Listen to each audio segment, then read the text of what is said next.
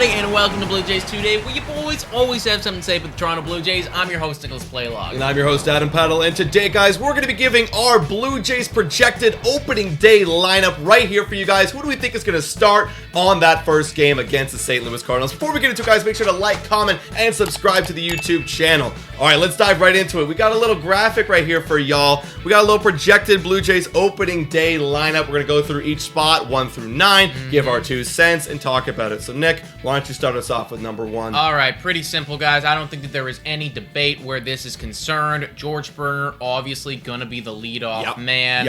Really nobody else that is just like vying for that spot right now. This is the veteran. I want him there. I want him telling the boys after he's had his AB what they need to look out for, all of the above. Yeah, I mean, he's one of the best leadoff hitters in the game, you 100%. know, especially for leadoff dingers, and we love to see that in Toronto. And one thing to note, though, right field. We got all the positions here, too. This will be his first time in right field starting on opening day, so I'm really curious to see what we got from him this season. Yeah, absolutely. Like, just watching the defense, and also, too, not just his defense, but watching how he adjusts to Kiermaier and Varsho, you know, and like how is that just dynamic gonna work, you know? Those are a lot of egos in the one small little outfield, right? So it's like, I do think that they're gonna work it out, but just watching that chemistry develop is gonna be really interesting. It's gonna be cool. I think they're gonna have good communication for sure, but I think it's kind of nice to see that 3 guys all want to be a dog on the ball. 100%, dude. 100%. So this one, no contention. Yeah. Also, too, we didn't mention it, but like, tell us why we're wrong in the Go comments for it. down below. Go for it. We're actually pulling most of this from RotoChamp right here, so like at them as well. Yeah. All right, number 2, batting second, we got our man Bo Bichette. A lot to prove this season, a lot to prove. But I think he's already proved a lot with his bat for sure. I mean, leading the league in hits twice in a row. That pretty much deserves you a top in the lineup spot. But I think you're noting on the defense. I mean, definitely noting on the defense, definitely noting on the attitude too, as like people have commented down below and talked to us about them. But that consistency as well. I mean, like we saw Bichette, like he was a different player in the first half compared to the second half. I want a lot more of the second half player for sure if he is going to own that 2 spot, especially with other young dudes chomping at the bit. Now, I don't think that this is going to be the case, but I posed a question to you. I posed a question to the chat.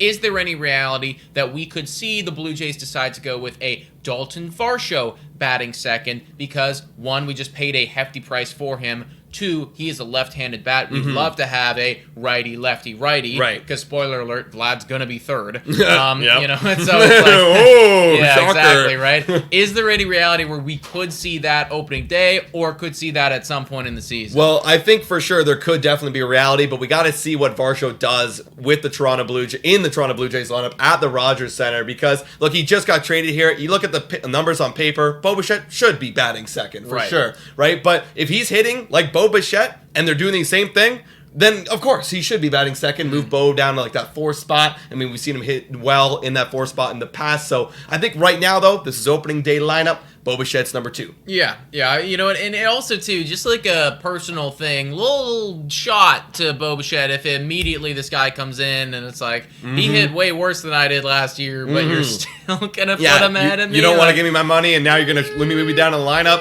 Exactly. I think you got to give Bo Bichette the respect he deserves. All right, number 3, it is Guerrero, guys. I mean, you could make an argument for Alejandro Kirk here. We've seen Kirk there before. It's like we've definitely seen Kirk there in the past. But that's usually been when Vlad's bat second and then Bo's moved down. Exactly, right? Like, I think that with the way that this lineup is right now with Bo Bichette at second, it just means that Guerrero will be third. Yeah. Like, if Bo's not there, if Vlad's second, if for some reason they decide to go that route, then it's Kirk third for me. But for right now, with this, what we're saying here, Guerrero's got to be batting third. Exactly. There's no brainer right here with this kind of configuration of the lineup. So, Vlad, he's third. But 100%. Number 4, just like you're saying, Alejandro Kirk. Now, noting this too, he's going to be catching on opening day, folks. I mean, it's a no-brainer. You got to start Alek Manoah first game of the season. Manoah will definitely be the starter. 100%. So that means Kirk is going to absolutely slot in that catching spot. He loves him. We all heard what he said in the All-Star game. How Kirk knows him very well. And I mean, look.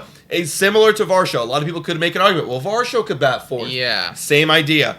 Kirk's proved it. Varsho has an opportunity to prove it. It's not the end of the world moving him 4 or 5 or 6, wherever Varsho might go, but Kirk has owned that spot right now and no reason to change it as of yet. Yeah, and I think for right now, until we get proven otherwise, we're going to stick with this, but I do think that this one, like Varsho batting here, this one's a lot closer to 50-50 for me. Right, I would not be shocked, surprised at all to see Daulton Varsho batting 4th and then moving Kirk down to 5. Because, again, spoiler alert right here, we'll show it. We have Daulton Varsho batting 5th on the opening day lineup. I do think that, like, this is where we're going to put it right now. I wouldn't be shocked to see those two switched up at any point. And I think as you see, once we reveal the rest of the lineup, the logic behind why 5th and not 4th, I mean, just for opening day as well, right? Because you're going to see that lefty-righty combo all the way through, and that's what they've been searching for. In the bottom part. Yeah. Absolutely. I mean, that's where you go and you confuse the pitchers, get them off their rhythm, and then you get to the top of the lineup, and it's like, oh, crap, I can't find my rhythm again. I make a mistake to George Spring up the top. I make a mistake to Bo or Vlad. And they do some damage. And it's gone. That's going to be a lot. That's going to be really something to really note with the pitchers. I hope so, dude. People have been talking about this thing for quite a while, and our argument's always been, well, I mean, all of them can bat right if they're great hitters, which I still stand by. But now that we don't have Silver Slugger Teo and we don't have Lourdes Gurriel Jr. potentially batting 300, we are going to need a little bit of that. And we saw a huge dip in the offense last year in terms of their overall numbers. I mean, they all dipped down because they're all righties. And when people made the comment of, well, it's just slider away, I'm like, yeah, I did see a lot of slider away consistently. They found the rhythm, they fooled all of us, and they all struck out a ton. So, this is going to be something to note. So, let's move on to the next spot, who, spoiler alert, is a righty. It's going to be Mr. Matt Chapman over here. Any shock here? I mean, with the lineup the way that it is right now, I think that this makes a lot of sense. I do feel like Matt Chapman's probably going to be in that 5-6 range, like throughout the entire season. Like that's just kind of like where he lives. Yeah, I don't actually have much against this. You know, like I don't really see an argument for why he would be ahead of Kirk or Varsho. And it's great to keep Matt Chapman's power down there. I mean, we've said it constantly about the Blue Jays lineup. Like with 1, 2, 3 goes through, you got Kirk, who's a great on base guy, Varsho and Chapman, who got great power. It's like you're almost getting like a little mini like top of the order. Yeah, you know what I mean. Yeah, that's what that 4-5-6, that good 4-5-6 really does. We have a good lineup, dude. Like, it's like, amazing. We have a pretty good lineup, right? Yep, absolutely. So Matt Chapman 6. Number 7, I actually kind of forget. Right, Brandon Belt. There we go. New guy. That's why you don't know. Brandon Belt, DH. So once again, this could definitely be contentious. There could be absolutely some pushback here, and let us know how you feel about this. You have him at DH right now. Yeah.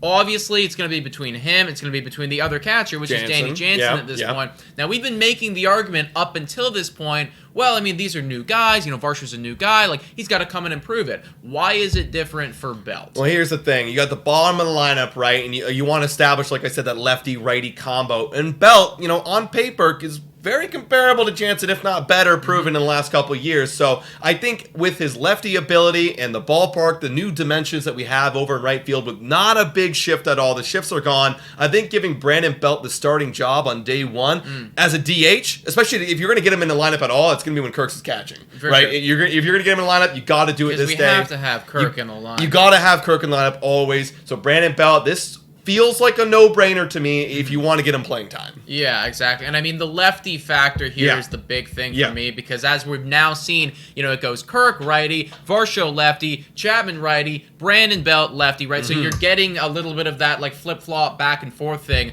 which I think these Blue Jays have been desperately wanting and needing for quite a while. Yeah. And then going back to the righty side of things, number 8 in the lineup, you got Whit Merrifield starting at second base. Now, you could definitely make an argument this could be Santiago Espinal. Yeah. 100% you can make this argument, but it just seems like every news article and every projection list all have Whit Merrifield starting at second base. Whit is a good defender. I think Espinal's better, but Whit could have the better bat. What do you think about that? I think it's really close, man. I think it's definitely really comparable. Like Whit, maybe there's a bit of recency bias in here, because let's face it, Whit Merrifield was pretty, subpar right up until like the end of the season, and then it was like, holy crap, like where is this guy? Like, is this like all-star Whit Merrifield again? Maybe, I don't know. I think that this one, honestly, this is what I would chalk up as being a spring training battle, dude. Like, I would not be surprised if Santiago Espinal, he's batting 300 in spring training, Whit Merrifield's kind of struggling at the plate, Schneider's not liking what he's seeing, boom, flip-flop it, there it is, Espinal's batting 8, and Whit is on the bench to start this game. Yeah. For right now, because everybody in their dog in the news article seemed to say Whit Merrifield, we're also going to do it. Yeah. But once again, would not be shocked if this switched. I can't agree anymore, man. And then finally, to round out the list, no shocker here, it's got to be Kevin Kiermaier. Kevin Kiermaier, he's going to be taking over center field duties for the rest of the season. I mean, as soon as he got signed, he was told, you're everyday center fielder. Bottom part of the lineup, he's got some good speed on the base paths. Yeah. I mean, there really is no other place to put him other than 9. This is a 9 guy. This is a 9 guy, right? Like, he is definitely, I think, out of these guys, the worst hitter. But he's also, if he can get on base, like you're saying, a good little bit of a flip back to the top of the order, because he does have that speed, right? And I like him down there at 9, and that whole, like, righty-lefty, righty-lefty, righty-lefty. Well, Kiermaier's a lefty, and then you go to George Springer, who's a righty now. Right? So you get that sandwich coming back the other way, too, which doesn't get talked about enough. Right. And now that you see this whole lineup, because I'm kind of seeing it for the first time, digesting it all, really, right here, do you think it's going to be that much worse than last year? Because now we have no Teo, we got no Lourdes, obviously, but you see these other guys stepping in like Varsho, Belt, Merrifield, Kiermaier, kind of making the lineup look a bit beefier down there. Are you worried at all? Well, here's the thing, man. I worry that we've talked about these guys so much that I'm starting to get my, like, Blue Jays bias glasses on, and I'm just assuming that Varsho's going to hit 30, and I'm just assuming Matt Chapman's going to hit 30. Like, you know what I mean? I'm assuming Brandon Belt's going to be 2019 Brandon Belt. So I feel like there's a little bit of that Blue Jays bias for sure. But I also do believe that the ceiling of this team is 1,000%, a top 5 offense once again. The fact that we're going back and forth like that is really, really nice. And again, like, if everybody, does not hit their ceiling, we don't have an MVP candidate, I still think that at the very least, the floor of this team is top 15. Right. That's floor, what I'm saying right now. Like, we're having a bad season. We're not really making playoffs. Yeah. I agree. And no, I do like this. I like how you said the ceiling is there. Because, I mean, you think about these names, like, 2-3 years ago, which isn't that long ago. Like, older players can still bounce back. Like, Kiermaier, Merrifield, Belt, Chapman, Varsho. Varsho is more recently. Obviously, he's a younger player. Yeah. But those bottom 4 guys, like, 3 years ago, had even crazy Springer, seasons. for instance, Springer had crazy seasons. Like, I remember this in fantasy. I remember watching these guys. Yeah. So it's like, I mean, Kiermaier's exaggeration. Maybe not crazy season, but good for Kiermaier, right? For sure. But him in the 9th spot, absolutely. So the ceiling is there. And, and you surround them around Bo Bichette, Vladdy, Kirk. Like, that's the core. You gotta love this lineup. I love this opening day lineup, and I think it's gonna be a lot of fun to witness. Yeah, I'm buying in, dude. I'm getting my ticket. I'm hopping on the train, and I'm buying in, guys. Everybody was freaking out after the Teo trade, but like, I'm calm now. I'm feeling good. I'm feeling good. Everybody, let us know your thoughts about this projected lineup, what you would change, what you would alter in the comments down below. I'd love to hear how you guys have it all mapped out. I just want to see all of your thoughts and feelings down below. I agree, guys. And $3 a month to become a Patreon member. Shout out and thank you to all of our current Patreon members. You guys are amazing. And as well, guys, YouTube membership. Check it out on our channel. Press the join button and become a member today. Thanks so much for watching. And go Jays, go!